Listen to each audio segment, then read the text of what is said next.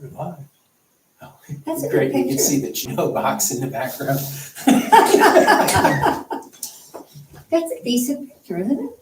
Yeah, Yes, that is it good. comes out great. A little bit tiny bit fuzzy. Get that out of the way. So this is good. I can see, keep an eye on myself, not smile. You know, I've gotten to the point I smile and when I think about it, I'm embarrassed, but All right, I think I threw my thing away. I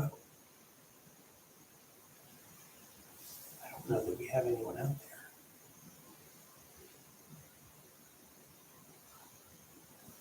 We had somebody come in for a second because it was a participant.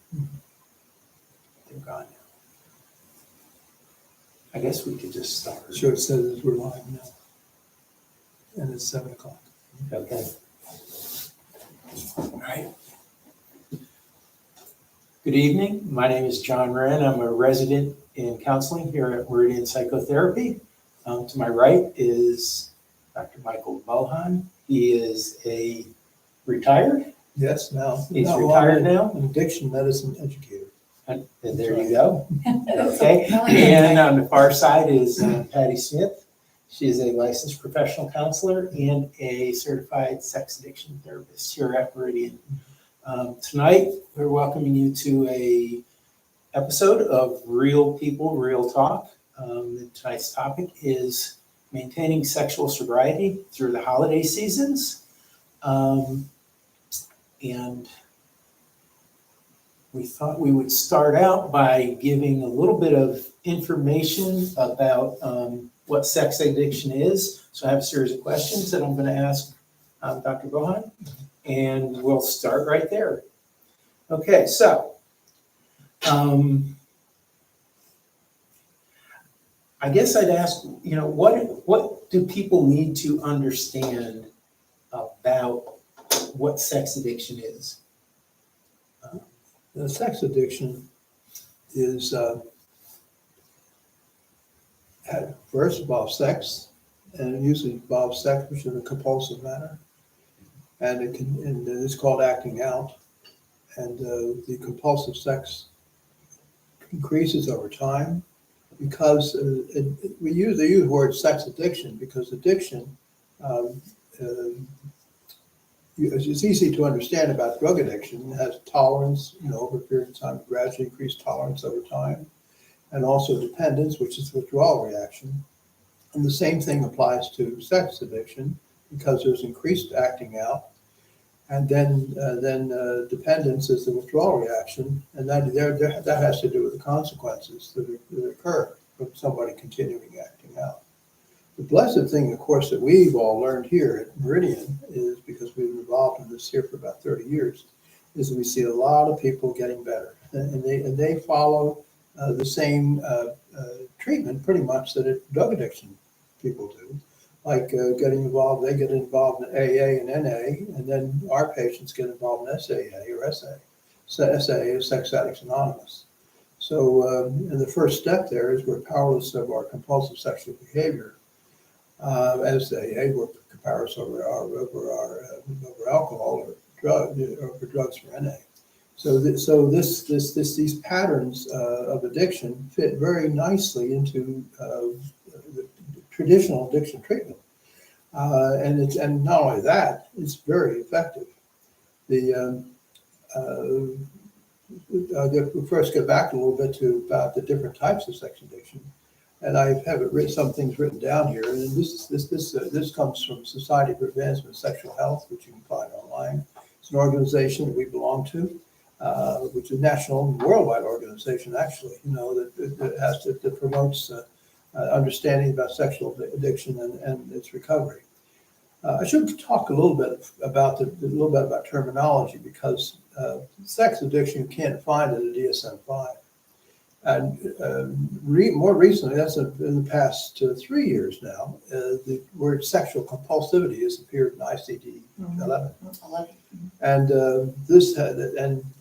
this compulsive is the same. So compulsive sexual behavior is what we're talking about.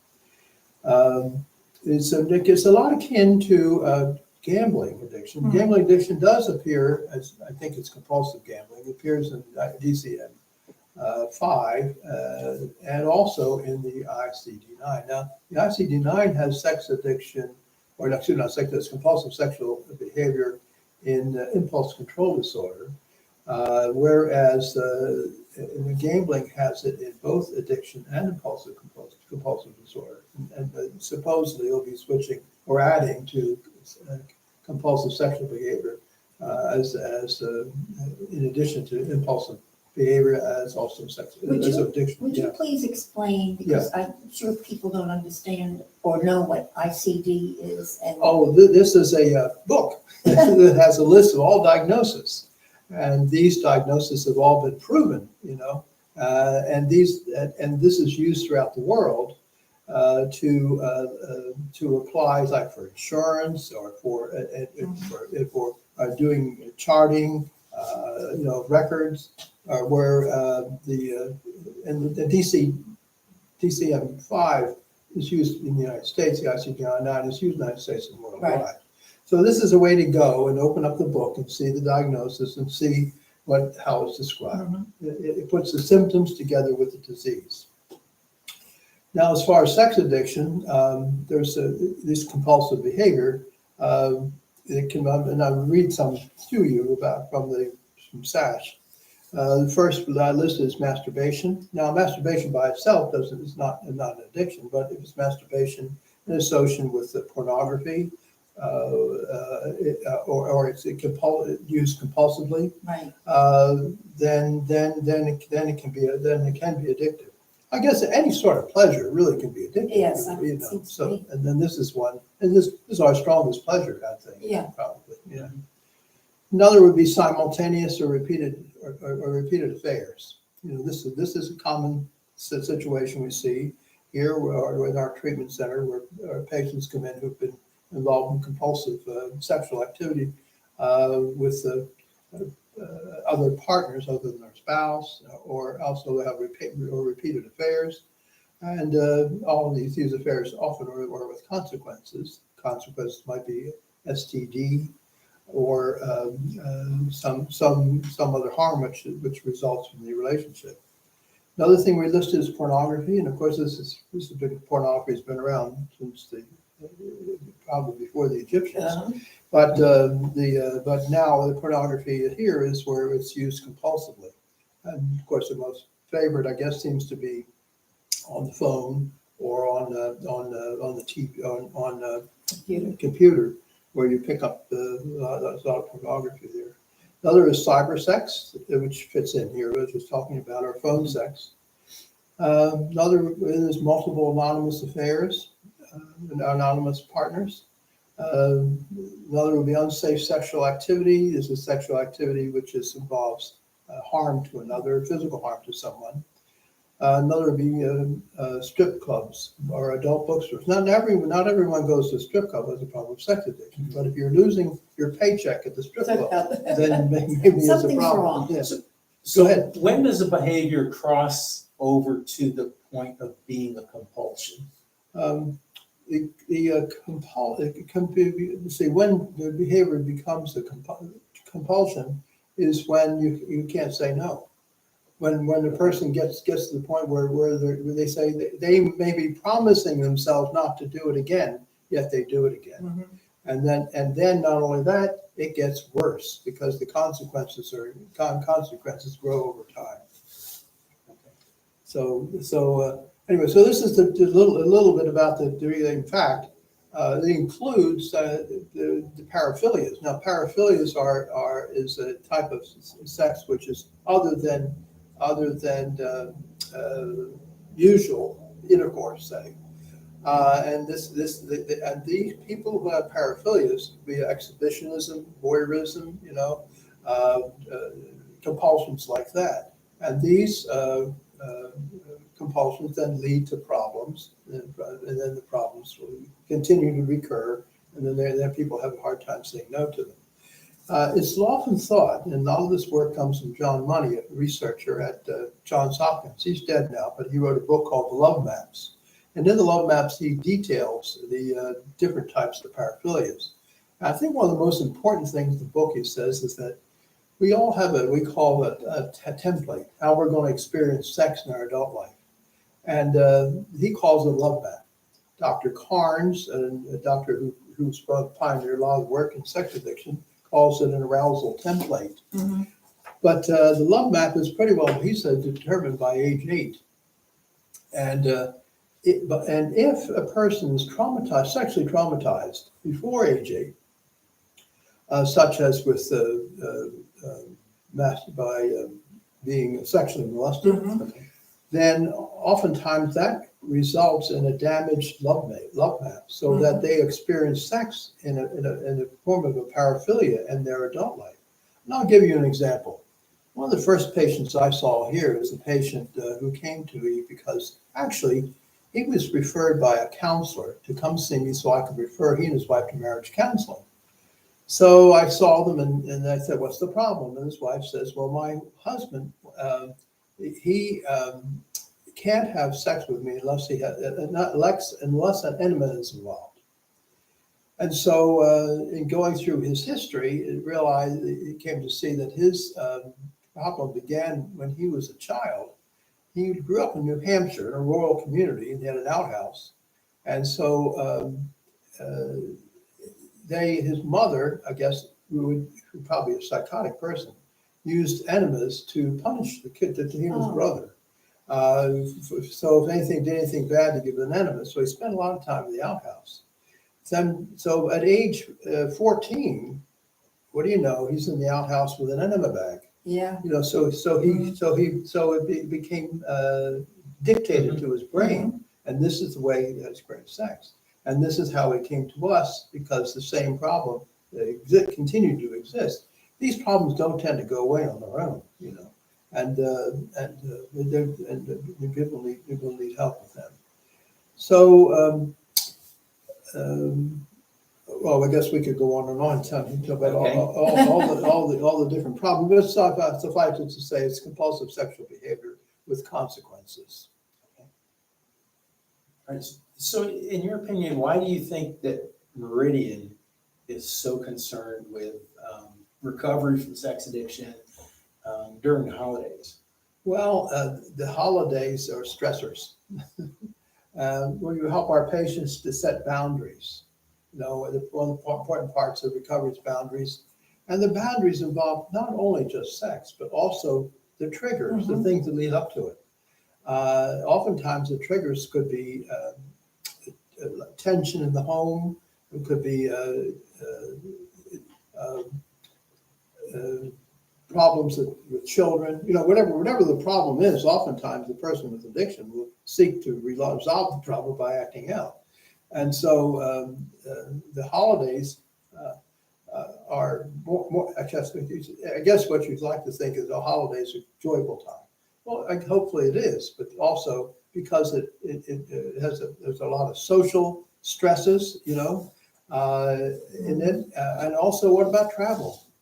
When people often have to travel, and then they're traveling, say, from the south to the north or into snow, and all the different problems you face. Addicts don't take well to challenges like that. They become they're quite frustrated when things like that occur. So and what about alcoholic beverages? Can one drink? Can an sex addict drink? Well, it's probably not the best idea, but as a person who's been able to drink through their lives and never had a particular problem with it, I guess it's by itself is not an issue. But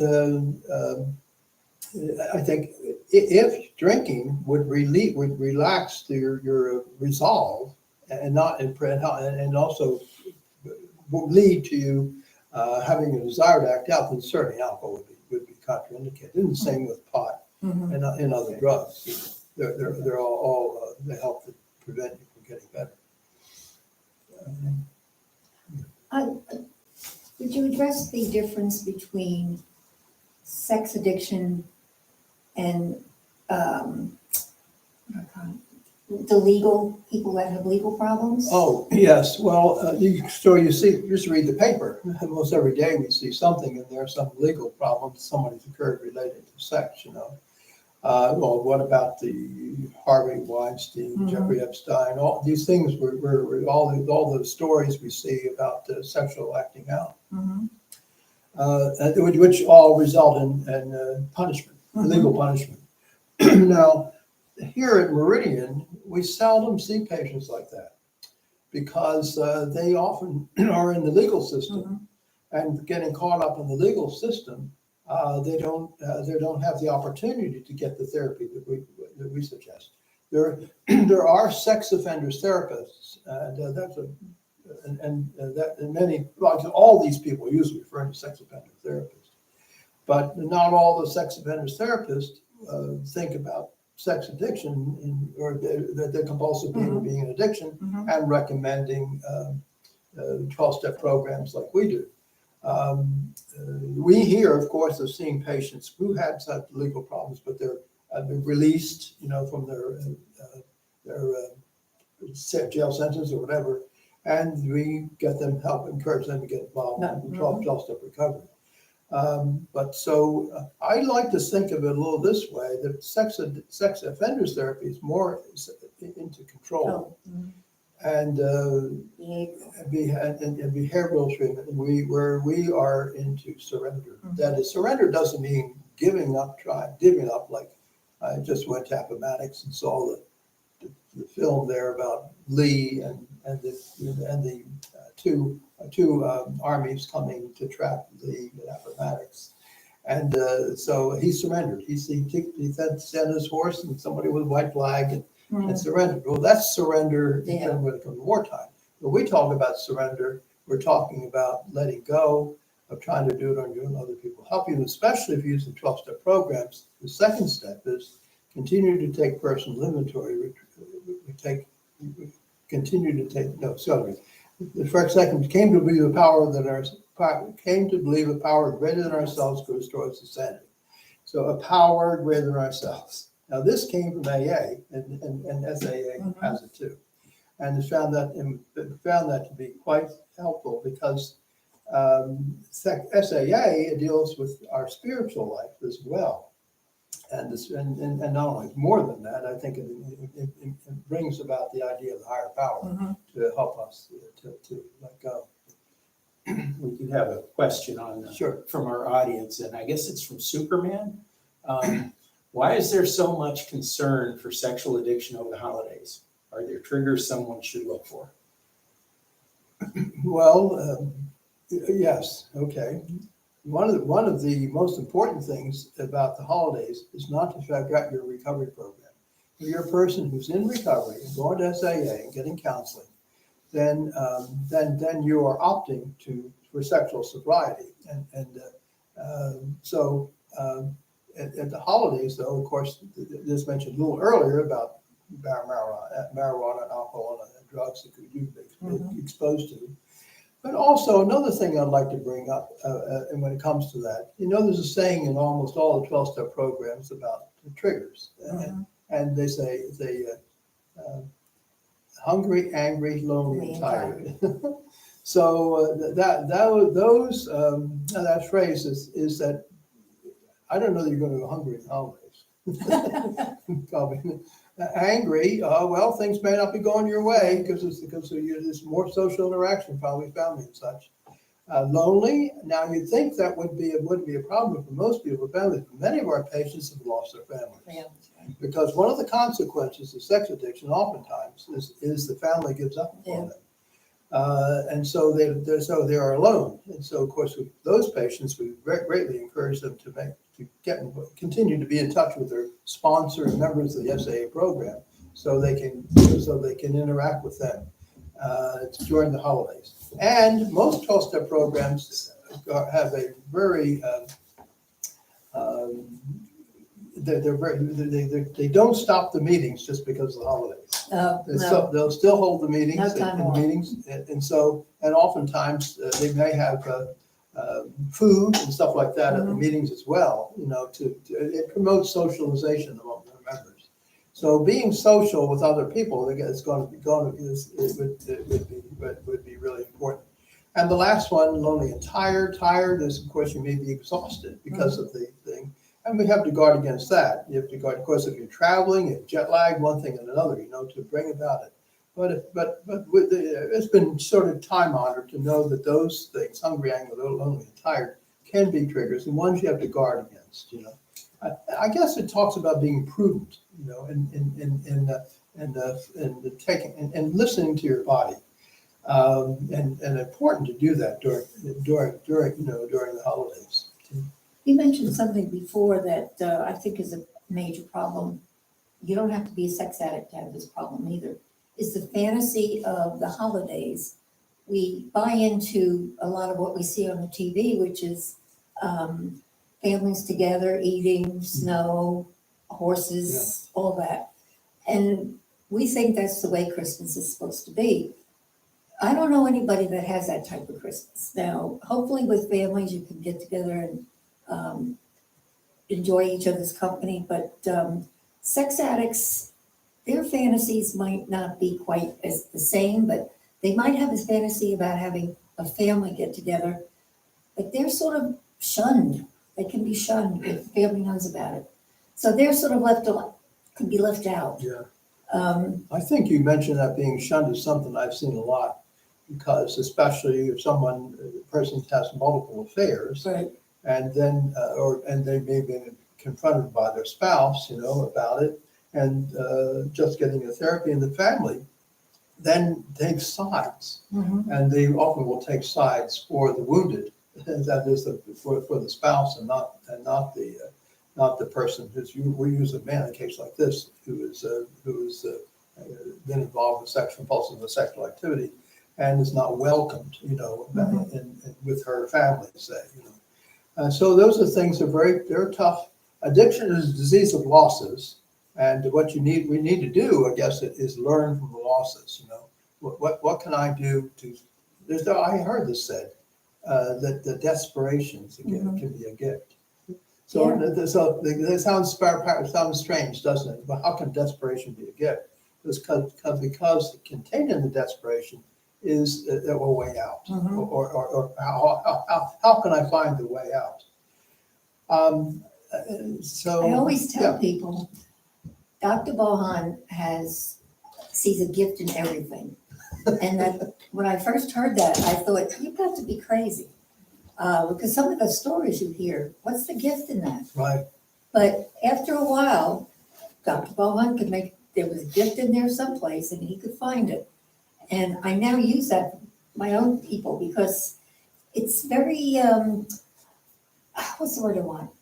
It's very educational to understand that each life experience can add or detract from the quality of your life. And sex addiction, of course, detracts greatly from the quality of your life. But I like that gift for anything, even a terrible happening. It's a gift somewhere. Yeah. Well, people don't want to hear that right away. They often say they can't talk to them and get involved in relating to them because the gift in the acting out is a chance then to seek recovery, Mm-hmm. and a chance then to get it. I'm glad we're doing a program like this because I hope that some people tuning in who've had no experience with this and maybe have problems themselves will realize there's help available. Because people, and universally, people with addiction problems have reached the point of desperation. And of course, then the desperation may mean suicide. Yes. And through the years when I've been doing this work, one patient which I identified as when I was working at the Virginia Beach Psychiatric Center, I asked him to come to the office. But between the time he was discharged and there, he came and killed himself. Wow. He never really got into the program, So it's without a doubt, it's a very serious illness. Well, AA says there are multiple ways you can get rid of the disease. One is jail. The other one is death and institutions, right. Yes. Jails, institutions, and death, yeah. So I hope the institutions here, Mm-hmm. they get in the institution where they come to get some help for their sexual compulsion. Patty and I, and more recently John, working in this field for a long time, and there's not a lot of interest, I would say, in the counseling communities, for this problem. So for me, what happened to me, and I can show you here, just a second, I'll get it over here. I'll tell you. What happened to me is that first, this is back in 1991. This is in 1988. I went to the American Society of Addiction Medicine. I found this book they're selling called The Sexual Addiction by Patrick Carnes. I bought the book. Oh, I didn't do anything with it really. And in 1991, I ran into my first patient who was involved, who was having to be a minister, who was having an affair with one of the members of his congregation, and he was being fired, So I said, well, it's a pretty serious problem. So then I contacted Dr. Carnes, and he said he was having a program out there. Did I want to come out and be with him? And so I went out there and studied with him for a while. And then he later, the same book called The Sexual Addiction was renamed, called Out of the Shadows.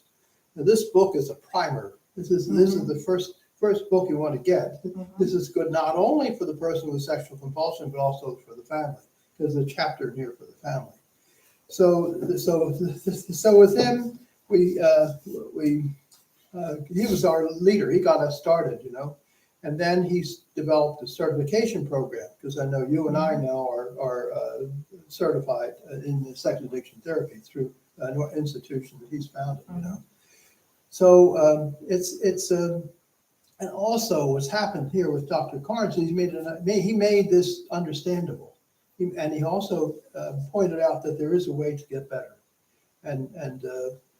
so it's very, very, very exciting. now there are so many books, it's hard to. Every aspect of Right. sexual addiction has a book. Yes, Cyber sex and right, pornography. Yeah, and some people that are limited, I'll say that, to pornography and masturbation tend to separate themselves out a little bit, as we're not that bad. But that can get just as bad and serious as any other acting out behavior, because masturbation can do damage. The pornography is such a distorted way of looking at sex. And young men that get into pornography, it's I think seriously hindering their ability to be intimate with somebody and really be in a love not a love affair, but in a relationship. Yeah. I also think, with pornography, you do run a risk with the way that this disease can escalate of, I guess, shifting into varieties of pornography that are not legal. Right. And that does happen. That does happen. We did have another question. What about the condoned sexual behavior of holiday parties? How do you manage that? I think that question falls into what steps or how can a sex addict help themselves to survive the holiday seasons. And really, depends on who is condoning that sexual behavior. I mean, society in general may do that, but I think that when it comes to sexual behavior, each individual needs to look at it through their own values. What kind of a relationship do they happen to be in at that time, and make that decision. But in terms of a sex addict, I would say that any kind of sexual behavior at a party is probably not healthy for that person. And steps should be taken during the holidays to protect themselves. Making a plan is the best idea, I think. Yes. And that between the husband and wife. So they're both on board with what they're going to do. Yes. Yeah. And I think, especially if you know that a party is going to have problematic sexual behavior, the best answer is to not go to a party like that, is to know what you're going to to know where you're going. What is the environment I'm walking into? Who else is going to be there? Are there going to be people there that are going to trigger me? And, and I think the plan is to avoid the triggers that you can foresee. Right. And I think that plan can take, there's going to be a number of elements to it. I kind of boiled it down to a list of 5 that spell out the word sober. And the first one for the S is self-care. Mm-hmm. And that is taking steps to ensure that you stay healthy. It means getting enough sleep. It means, doing your daily spiritual practices. It means staying in touch with your feelings and your thoughts, your emotions. And as Mike started to talk earlier, the 10th step within any 12-step program is taking, an inventory of your actions during the day. When you were wrong, promptly admitting it and making amends. So that self-care plan is making sure that you're doing all of those things. It can include eating healthy, which can be difficult during the holidays. As when we were talking about HALT, I think the hunger part may flip the other way, and people can beat themselves up for eating too much. And that can be just as triggering in that case. I lost what I was going to say, but it's taking preparation to keep yourself out of harm's way. And let me bring in a little bit about the partners in that sense too. Definitely, they need to have a plan. Hopefully that they work that together with this partner and the addict. And they both know what they'll be doing to keep things safe for both.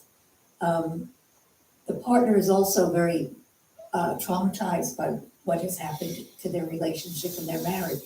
So they're in a state of perhaps hypervigilance, definitely, I would say depression, and almost a state of shock in the sense of, how did I get into a marriage like this? What did I do? And sometimes they blame themselves initially, but they have to have a plan, and they have to also do self-care. That's one of the most important pieces, I think, to all of this is self-care. I think you pound it into people's heads because most partners of sex addicts are doing so much for everybody else. They just leave themselves on the lurch and they don't do anything for themselves. The situation you're talking about, John, about the party, say, is that, and I can relate a little to this in a way because I go to 12-step meetings with families of addicts, and so I say to myself, I'm not going to do anything my sponsor wouldn't do. Would my sponsor be in that program? Would we be at a party acting out like that, and then the other thing is this. Have it available. Maybe this might have been the thing that got you in trouble in the first place, but now it may be your savior. Yeah.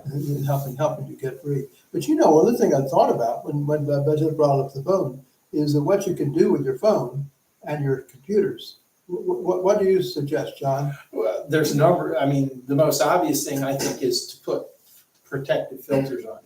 What would you say? Particular one you suggest? I know a lot of people who use Covenant Eyes is one. Nanny cam? Nanny cam? Net Nanny. Net. Okay. Yeah, Net Nanny is another one. But and I know that I believe you can put Covenant Eyes on all iPhone, all smartphones at this point. I do believe they have a both an Android and an iOS version, so that you can block all adult content. You can block certain websites. There's a variety of things that you can do with it. The other thing that they allow you to do is that program will send a copy of your kind of your browsing Mhm. history to an accountability partner. And accountability partners are huge in the recovery process because part of the journey is the addict learning to be accountable for their own behavior and having somebody there that they know, I'm going to call you if I see something on your internet that's I think is problematic.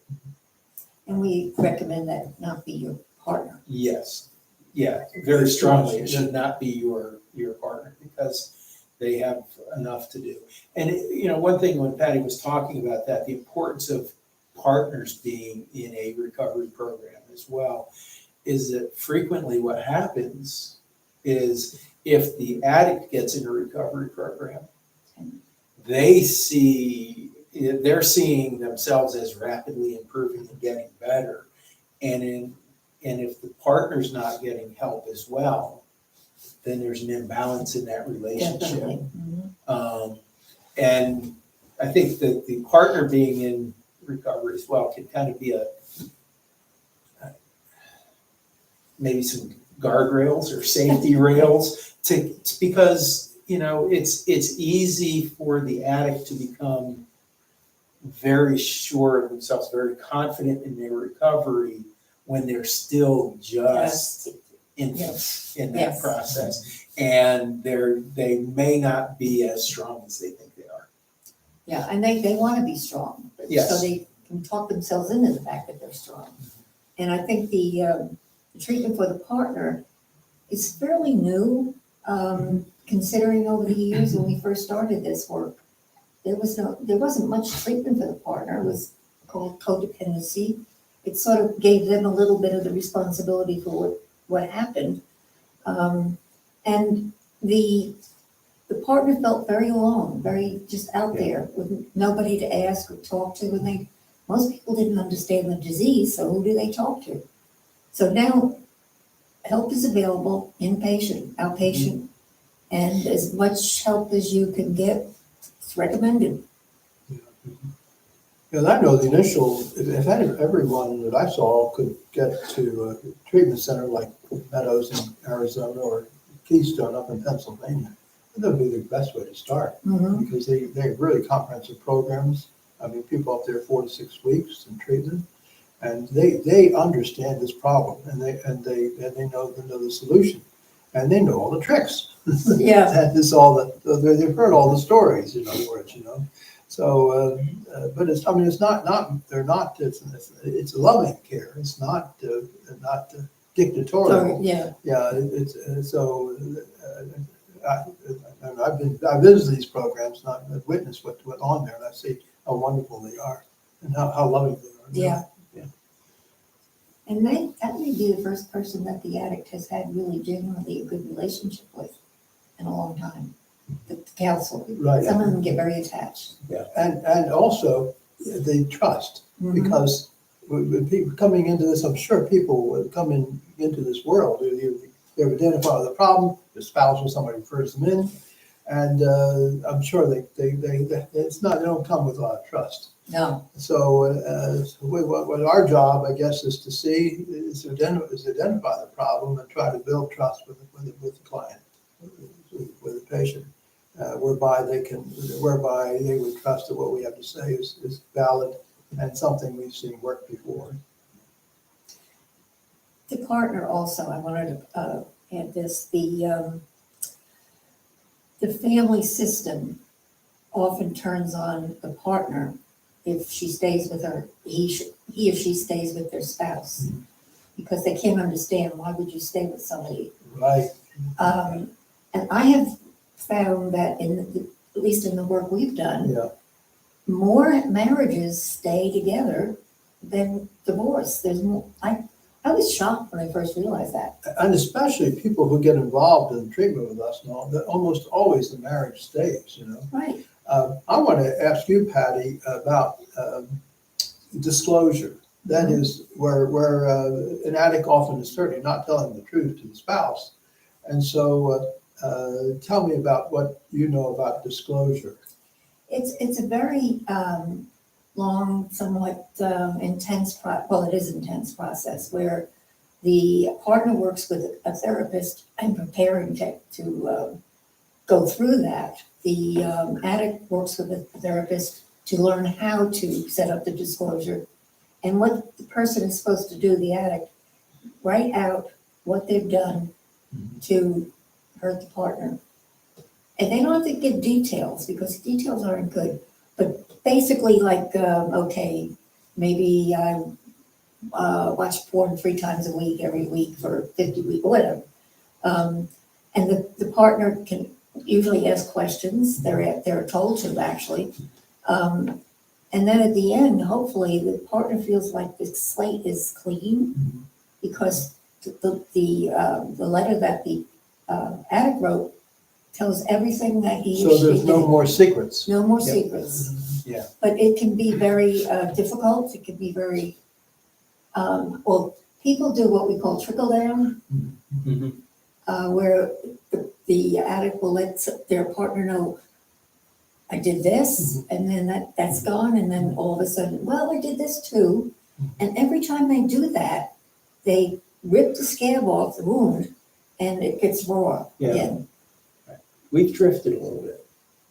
Go back to John. Yes. Okay. No, we've drifted kind of off of the holiday theme. Oh, And yeah. we're into the more substantial thing. So let's, like, kind of getting back to Okay. working Thank you. through the holidays. And so our first thing was, Patty mentioned having a plan. And one part of that plan is gonna be, how are you gonna take care of yourself? Mhm. And I think the second part of that plan is, what are the boundaries that you are going to observe during the holiday season? Mike touched on, can a sex addict drink alcohol? For some people, that might be okay. Mhm. But but it's drink alcohol, but not to an excess. Other people might have the boundary that I'm not going to have anything to drink because alcohol can lower your Right. inhibitions. I think the other day I said this to Patty, kind of half joking, but okay, if you're at a Christmas party with your partner, your significant other, your wife, maybe you don't hang around near the mistletoe. Oh, yeah. It's avoiding, it's things like that you will do, or maybe you agree with your spouse that, okay, I'm not going to interact with people who might trigger a jealous response from my wife. Right. I'm going to just kind of, if I'm talking with people, maybe I'm just talking with men, or I'm only talking with women if there's a large group of people, Right. not in a one-on-one One, situation. And it can be, because frequently sex addiction has other addictions related to it.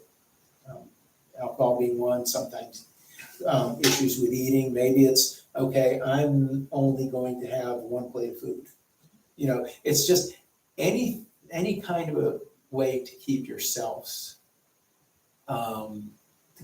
safe, to keep yourself within the The healthy, boundaries. the healthy range. This might be trivial, but I don't think it is because being an alcoholic, going to a party with a lot of alcohol can be very dangerous in many ways and very uncomfortable. So I do think that you prepare yourself. For example, a lot of people, when they start to drink, why aren't you drinking? All right. Yes. Yeah. And you get embarrassed in a way because you don't know what to say. So I would prepare for that and say, okay, I'm not drinking because whatever excuse they want to give or reason they want to give, it doesn't matter. If you don't want to give anything, that's okay too. I found that saying, I evaluated it and drinking wasn't adding anything to my life. So That's a I good one. stopped. Right. I went with a friend to a meeting over in Hampton, and we didn't know they were going to serve any. He's a recovering alcoholic, didn't know he was serving any alcohol. So the lady comes by with a tray with wine glasses, wine in it, And she says, white or red? He says, oh, I think I've had enough. And he whispers to me, in my lifetime. Yeah, So I say, you have to be prepared. In other words, right, he's prepared for when that comes up. because people sometimes don't realize how intrusive they're being when asking these questions. Okay, so we'll dip back into disclosures for a minute because we do have a question about whether disclosures should be avoided during the holiday season.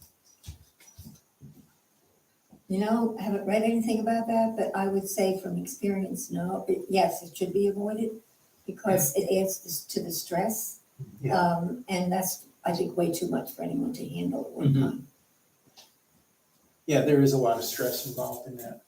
It's very intense, so not a good idea to do that when you're supposed to be happy and jolly and, And also about disclosures, they need to be, the person has to have some foothold in recovery yes, Yeah. before they do the Yes. disclosure. yes. And this is not oftentimes the partner doesn't understand that. We want to know right away. you Right, know. Yeah. right, But I think it has to be done in an orderly way. And there's books about this by Carnes and Corley is on disclosure to help our patients to read the book and follow through it and then make a disclosure. they have several More books meaningful, and yeah. workbooks. More than that, right? There's a lot of material out now, at one time they didn't. And anybody who's watching, you can go to the SASH website, SASH, and they have all kinds of material that related to what we're talking about here tonight, especially about disclosure and such. And a lot of programs to attend too. Okay. Now, I think the third part of staying sober through the holidays is to be present. Focus on the people that you're with, in the situation that you're in. And I think that's one of the gifts of recovery, Yeah, is learning how to do that. And I think that's what happened. You get that gift when the compulsion gets broken, where you're not constantly thinking about the acting out behaviors and you're more focused on real people in the real situation that you're living in. That sounds like the miracle, John. You know, It is a going miracle. so going from acting out to not acting out, Yes. and being comfortable yes. and not having and fully accepting.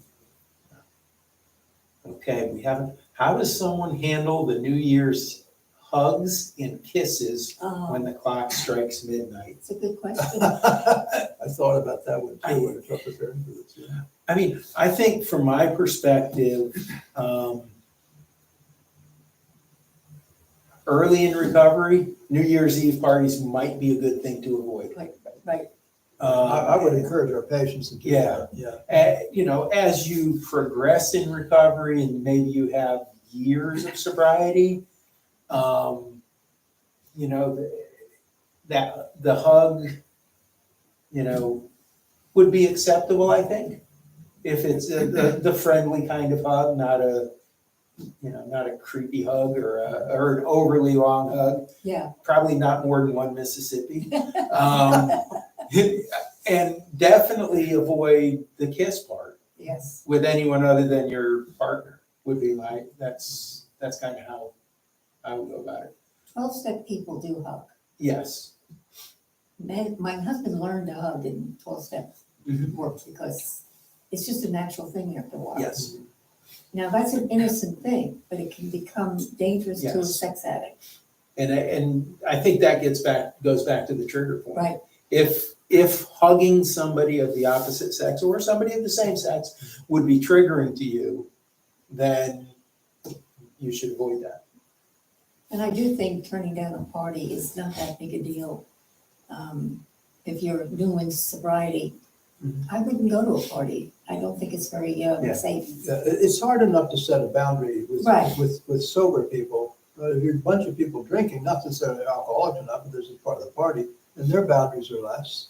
Very much so. Mhm. So that makes it all difficult even more difficult for the person who's. I guess one of the things is you're just talking about not going to the party, and that in a way is the gift. In other words, because if I go to the party, I risk relapse, and so the gift is not going. Yeah. first party that I went to, if I'm remembering correctly, with people who were drinking too much. One of the people there came up to me to talk, and it was like, oh my Lord, get away from me. Yes. And they want to get right in your face. And I was like, did I do that? It was really very annoying and very irritating. Yes. They're not funny. They think they're funny. They're not funny. And I thought, I'm glad I don't do that anymore. Yeah. I experienced that recently too, at a wedding where, Yeah, people tend Somebody- to drink too much. yeah, Set the boundary there. okay. I think the fourth part that I put in the plan would be to evaluate how you're feeling. What are your emotions? What kind of emotions are you having? And what are the thoughts that are going through your head? Because I think that you become at risk of relapse if your thoughts are, less than pure. If you are looking at people at the party going, wow, Yeah. then I think that puts you in great danger. Sexualizing them. And the dresses that are worn frequently, like, Yes. are not quite covering everything. Okay, now we're back at Valentine's Day. I think the same answers hold true no matter what the holiday and even without holidays. Yeah. That, as somebody who is recovering from sex addiction, that, hugging anyone other than your significant other, your partner, it's something that should be entered into very cautiously. And Valentine's Day can be a good thing for our people in recovery who have relationships. To help them start a new life, to make that day would have more meaning. Some of them are very tentative about reaching out to their spouse because of all the hurt they've caused. Yeah. And they don't know quite what to do, because their spouse is still angry perhaps, understandably so. So it's a little bit of a guessing game to them. Should I not, send a card or a gift or whatever. And then, of course, it's good to bounce that off your sponsor or your counselor to assist you in how best to handle those situations. It's a good idea. That's another gift of recovery. Yeah. Is having a sponsor, having a Yes. support community, having a therapist that you can bounce things off of. Yeah. Where's the higher power fit in, John? Well, I think the higher power is a huge part of it. Because if you, going back to the second step, coming to believe that a power greater than yourself can restore you to sanity.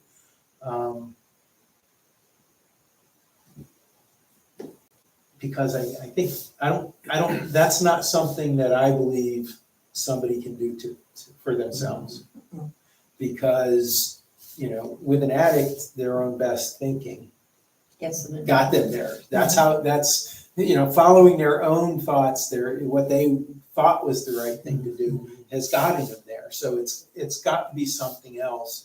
And that higher power, it doesn't have to be God as understood through an organized religion. Yeah, it doesn't. There are people of all different faiths that are involved in 12-step programs. People with no faith? People with no faith. Yeah, there's a chapter in the big book. Yes, agnostics. We agnostics. Yes. How does an agnostic work a program that says, I came to believe a power higher than myself? The way I like to describe that one for someone who isn't that agnostic, or even the atheist, is, pick nature. Look at all of the things around us that we aren't able to explain and say, okay, there's something, I don't care what you call it, but there's something bigger than us that makes a woodpecker not get a headache, or allows a bumblebee to fly, because by the laws of physics, they shouldn't. That should not happen. So the higher power, I think, is a way, if people have difficulty with the organized religion, aspect of that. I've seen a definition that refers to spirituality, and it's like looking at what are your relationships like? What's your relationship with yourself like?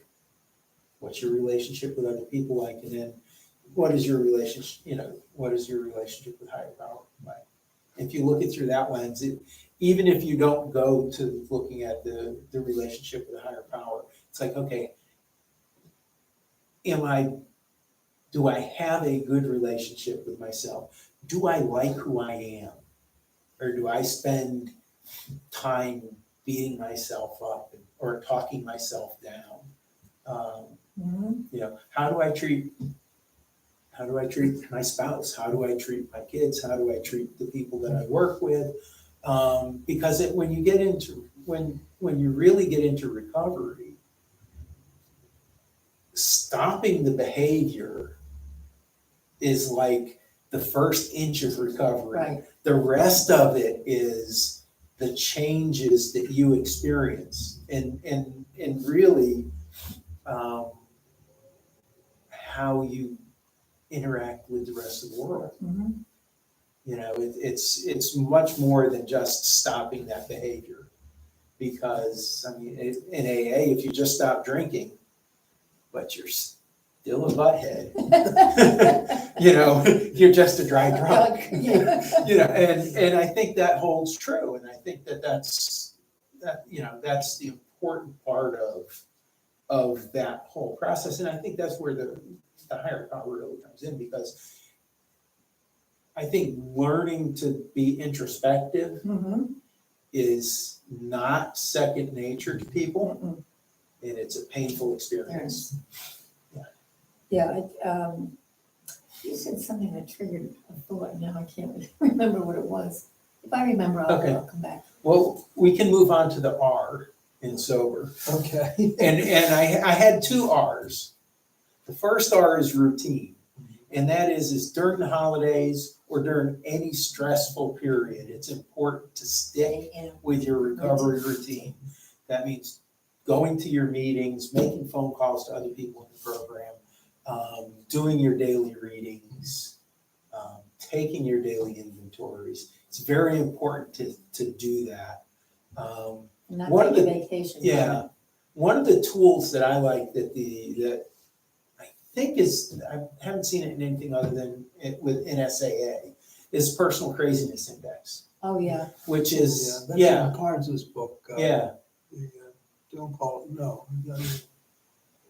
Anyway, it's one of Carnes's books. Yeah. Isn't it? But the idea is you pick kind of daily activities, things that help you to stay on track, like for me, keeping my desk clean. Making sure that I'm eating healthy. And if I'm doing those things, that means I'm probably in a fairly good position. But if I'm ignoring those things, then I'm probably in a position where I'm in danger of, if not a full relapse, then, kind of participating in water. putting my toe in the water. So this is letting you know your car's going off the road. Yes, yes. So don't ignore the check. It's like a check engine light. Yeah. Yeah. Don't ignore it. The other R that I thought of was relapse prevention. Oh, yeah. And the best thing that I've seen to describe that is kind of a stair step, where at the bottom of the last stair is you've relapsed. And relapse really started many, many steps ago with a decision that was made where you kind of stepped outside your recovery on something. One of the tools that the SAA uses is called 3 circles. In the middle circle, or the inner circle. Should I pull the circles out?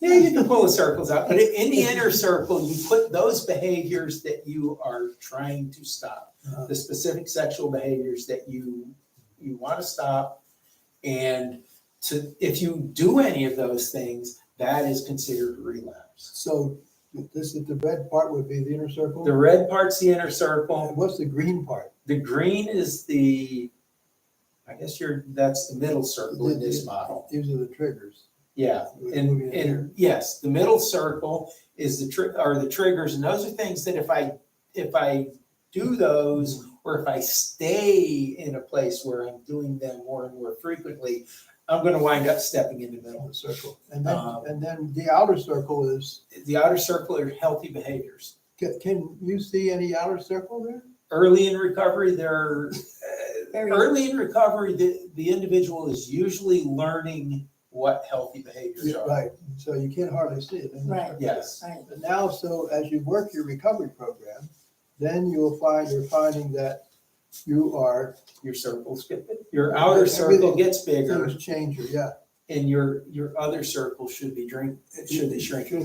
And so then it gets like this. Progressively better, And then. eventually, like this, yes, you can't see those on there, but they're small. and eventually, And well, eventually, I don't know if they ever get here. This is gone. yeah, Right. it's difficult to get there. You're always going to have behaviors that are relapses, Yeah.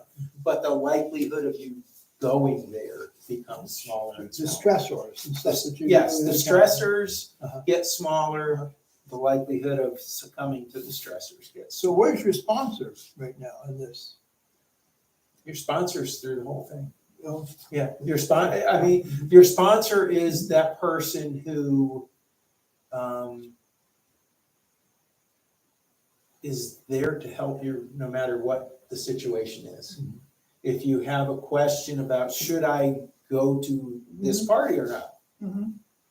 your sponsor is supposed to, uh, to help you to see that, okay, maybe that's not a good Wise idea. decisions. Or yes, to ask you questions, to challenge you to make the right decisions. The other thing the sponsor does is guide you through the 12 steps. Mhm. I think that, while it happens, while it does happen that somebody might become sober without going through the 12 steps, I think the 12 steps for most people are necessary because, I would say especially in sex addiction, because it is a disease that's based in intimacy, or the inability to be intimate in terms of sharing emotions and being authentic with people.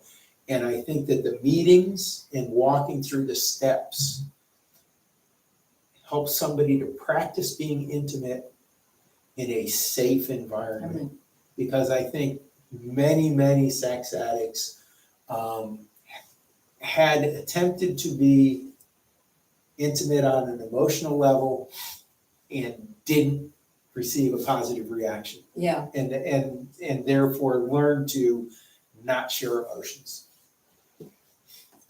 Oh, this is really important, isn't it? It's sharing emotions, because patients I saw, they were never sharing emotions. In fact, they probably didn't even know what emotions were. Right. Yeah. But Yes. now when you're all working on getting in touch with yourself, and what about meditation? It's very positive. I have Yes. a couple of clients that use that, and it's been very helpful. Yeah, I think meditation's a good tool because many people talk about when I'm by myself and, my brain is just going a mile a minute. Yeah. And I think meditation teaches somebody how to calm that down. Mhm. Because, it doesn't have to turn all of those thoughts off. But if it lessens them, then you're better off than you were when your mind is just bombarded with it. And that's another thing you practice, because that's not Yes. something most people can do very easily. No. But if you learn how to do it for some period of time, it really can be helpful. Well, it's contained in the 11 steps, all through prayer and meditation. Patient. Mhm. So I know myself, I'm 12-step from my own program, and I'm working on meditation. And one thing I've noticed is that riding in the car, turning off the radio. So I jokingly say he turned off the radio so he could hear the news in his head. So it's a lot up there, that you can't hear when you have all these distractions. So I find the meditation really to be very beneficial. Sometimes I don't want to hear this. Yeah. And meditation can help you clean up the ugly stuff. Yeah. What are you looking at? I want, there's an article in here about feelings and okay. emotions and stuff, but there is a question about the circles, and is it a good way to monitor progress? Yes. Yeah, I believe it is, because I think that as someone goes through recovery, hopefully the amount of time that they spend in those circles, hopefully the inner circle they really get out of, but hopefully the time they spend in the middle circle behaviors also reduces, and the healthy activities that they have are much more prominent in their lives. I think one thing that sex addicts find as they get into recovery and they're making progress is they realize how much more time they have in their life now that they're not acting out because it was consuming. I have to say something about the phone. You said, there's a positive to the phones, of course, and they have positive programs that you've heard.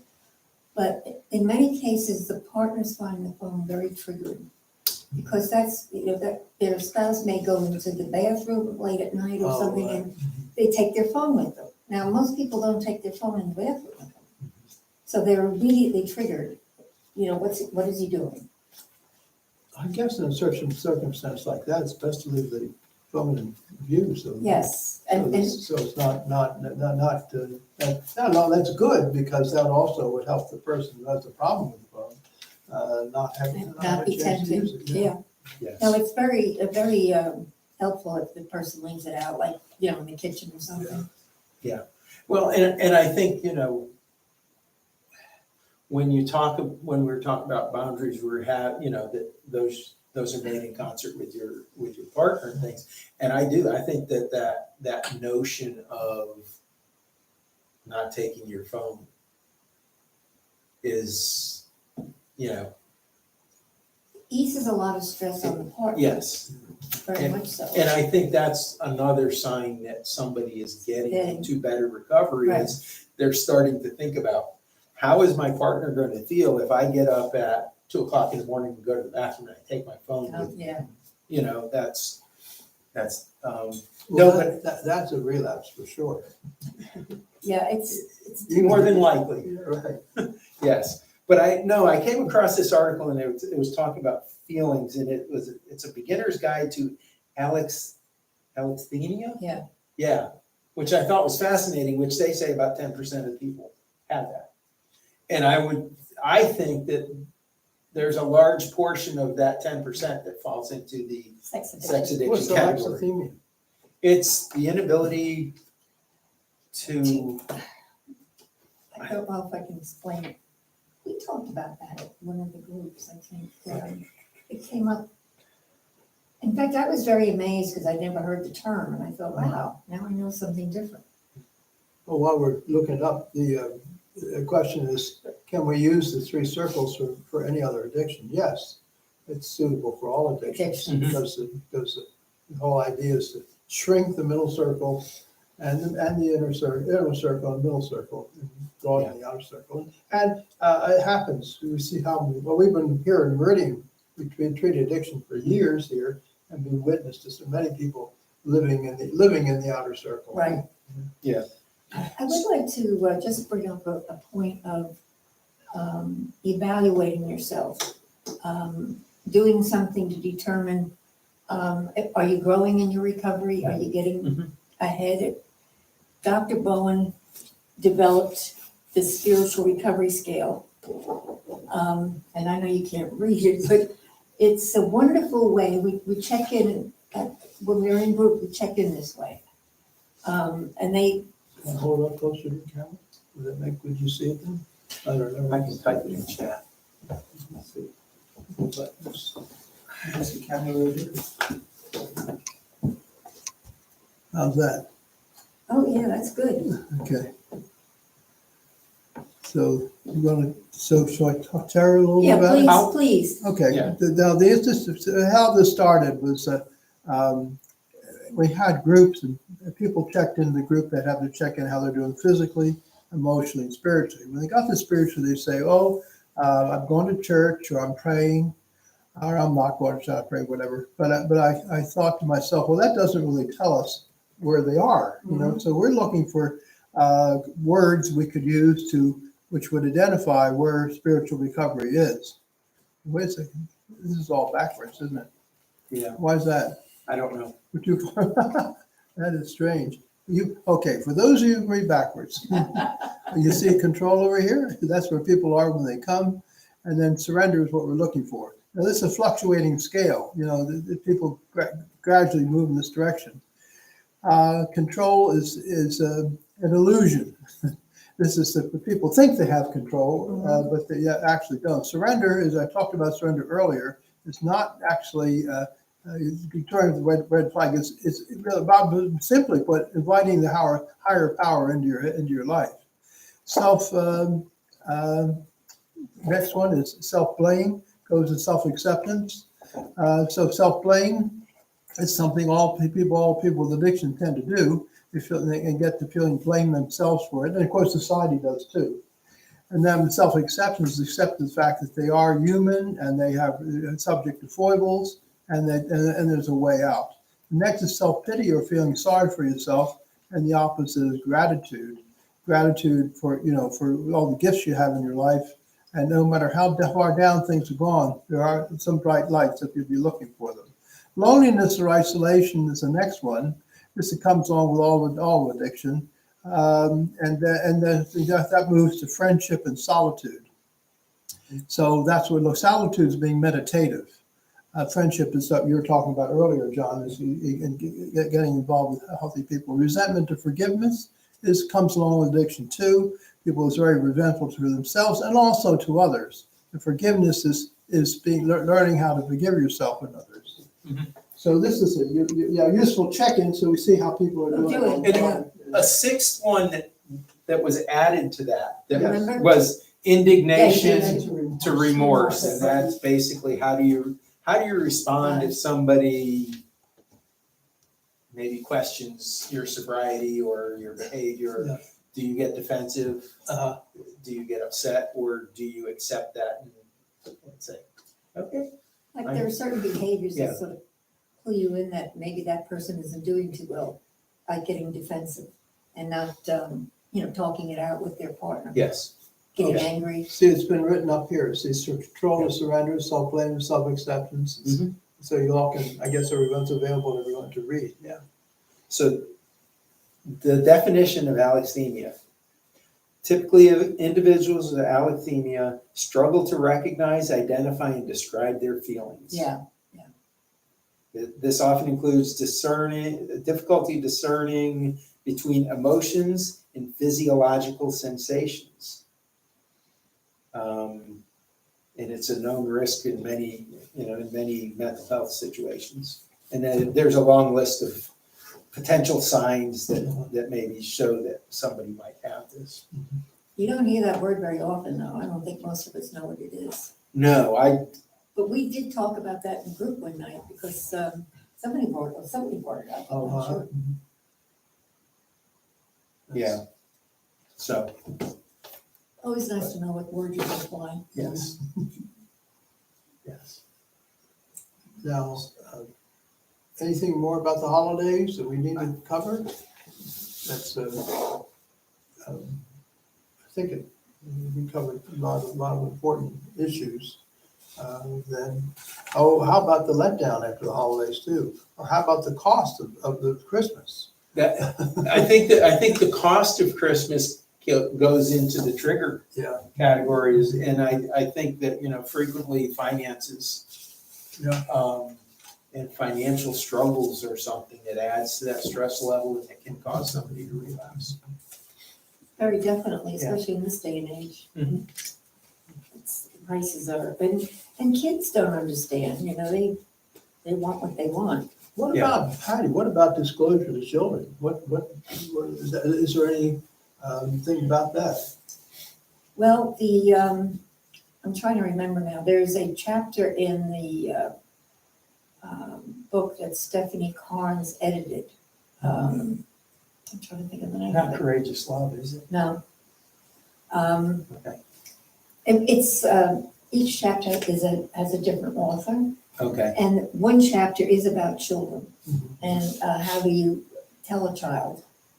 And they talk about different ages. Mm-hmm. And I'm kind of blank on exactly what they've said, but I always use that chapter Mhm. to understand about children, because there isn't too much in there. Yeah. And people really want to know, what should I tell my child? Mm-hmm. I mean, I think in disclosing to children, I think, a lot of detail No. is not appropriate. Not at all. It should be probably at the level of, I struggle with things related to, and Depends on the age. Yeah. Because a lot of Yeah. kids don't need much at all. no, But as they get older, they're obviously seeing things maybe that, Yeah. are bothering them too. I think we're looking at the new book on sex education. In other words, to see that sex education needs to include much more than the mechanics of sex and things like that. Another thing you talked about earlier, John, is intimacy. yes, Because what sex addiction is an intimacy block. yes, It prevents someone from become truly intimate, because intimacy requires honesty. And you Yes. can't have a secret life, and then be intimate. So, of course, that's a lot of the work we've done here too, is help to broaden our patients' knowledge about this and work on developing intimate relationship with their spouse.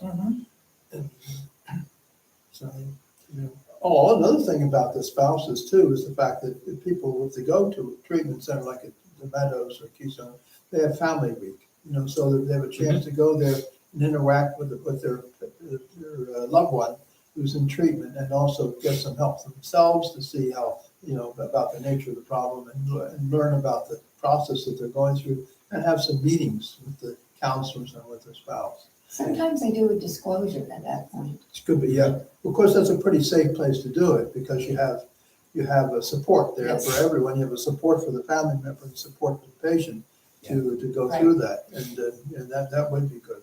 Do something like that, times like that. One thing that it actually came up for me today was that there's, especially on the intimacy issue, because many sex addicts struggle with feelings and things like that, they have a difficult time expressing empathy and compassion, particularly to their partner. They can do it to a stranger or somebody who they're not real close to. And I think the theory is that, okay, a stranger, it doesn't matter whether my expressing of emotions is returned to me. But with my partner, Yeah. it is. Mhm. So that's a high risk Yes. scenario, that's a high risk environment to express your opinion in. And that's an area where sex addicts particularly struggle They don't do well. with their partners. And frequently you find the partner saying, I just want him to show me the empathy and compassion that he shows to the lady down the street who had a flat tire, or, The partners want to be validated, heard. Yeah. And a lot of times, early, especially in recovery, the addict isn't able to do that because they've not learned how to do it. Mhm. Excuse me, but I think the idea of disclosure to any family member, I've had a lot of partners indicate that their families have sort of shut them off. Yeah. Because they told them what was going on, and they're isolated because Yeah. the family say, no, we don't want to see you. It's good. You know, another thing I wanted to say that I've come across that was really, I think, very edifying to me is about courtship. Now, Yes. we have sex education, and now this is called courtship education. And this was written by Carnes. And he talked about these are the elements of courtship. One being noticing, attraction and flirtation being a normal thing, you know. Demonstrate, oftentimes you're going to demonstrate something to somebody you're attracted to, something good about yourself, you know. Next would be romance, natural reaction, individuation, which is, that means your partner, for example, suppose I'm meeting a girl and trying to impress her, this and that, and but I happen to be a champion bowler, and she does not like bowling. Now, individuation, what am I going to do? Am I going to give up my being a championship bowler? In other words, this is where you have to decide for yourself what's best. Intimacy, which we referred to earlier, and touching, which is part of the normal romance, which is foreplay, intercourse, and then commitment and renewal. So with the problem here with sex addiction, the section on romance, individuation, intimacy, and touch, intimacy is usually missing. Yes. So what happens? A person goes from the noticing, attraction, flirtation into sex. Right. And so and I think a lot of this is portrayed in movies a lot. You know, you see there's no foreplay, there's no romance in the movie. It goes meet, sex, 1, 2, 3, and so that's not the healthiest approach towards a relationship. That's true, though. That's what we're taught as far as the TV. Yeah. That you have a date, move in tomorrow. So it's hopefully more will be acquainted with this approach, and of course this I think it needs to be part of sex education, is the courtship education. Who is going to educate? Well, yeah, there is that's right. Where's it coming from? There are organizations devoted to sex education, and we've had them to come to our conference, the SASH conference, you know, to make presentations, but I must say I haven't followed through by going to their meetings or websites and things like that. Called Sex Ed is the one, which is a good one, I think. SEXED. You may find that online. So. Well, it's difficult because a lot of parents do not want their children. They don't want sex introduced in the classroom. Yeah. So the responsibility needs to fall on the parent then, but that doesn't always happen. Well, I think ultimately we should not rely on the schools no matter what, and just have to provide that for our children ourselves. So that we have to be accountable there. Yes. Yeah. But I think what you're probably alluding to is the fact it needs to be made a little bit easier. But it certainly needs to include more of this. And just a little aside, and that is, being a transsexual is not a sex addict. No, Right. it's not. Being a homosexual is not a sex That's addict. right. Because that's a natural condition some Yes. people have, you know, that need to be supported. I would agree. Yeah. Yeah. Any closing thoughts on partners, Patty? I love working with the partners. And I do believe it's extremely important to empower the partners so they can make decisions for themselves that are healthy and feel their strength because they're very strong women. And then, of course, to, self-care, to teach them about self-care and how important that is. And to try to reduce any guilt or shame they may have because of their partner's behavior. But empowerment is very effective if you can get there. I think that one of the most impactful things I've experienced here at Meridian was the day that I was able to sit in on a partners meeting. Yeah. Yeah. That was good. Oh, yeah, you said it in the course, that's Yeah. wonderful, yeah. Patty and I have been to talk to the group too, on a couple occasions, to share what we're doing. Right, right. Any further questions? Yeah. I can't read, so. If there are any other questions. Any final questions out there?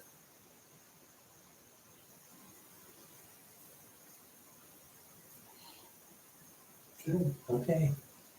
Thanks a lot for Thank you for tuning in. Yeah. Thank you very much. And I hope this was valuable. I hope this gets some use. A lot of education. Yeah. Thank you for coming and listening to us.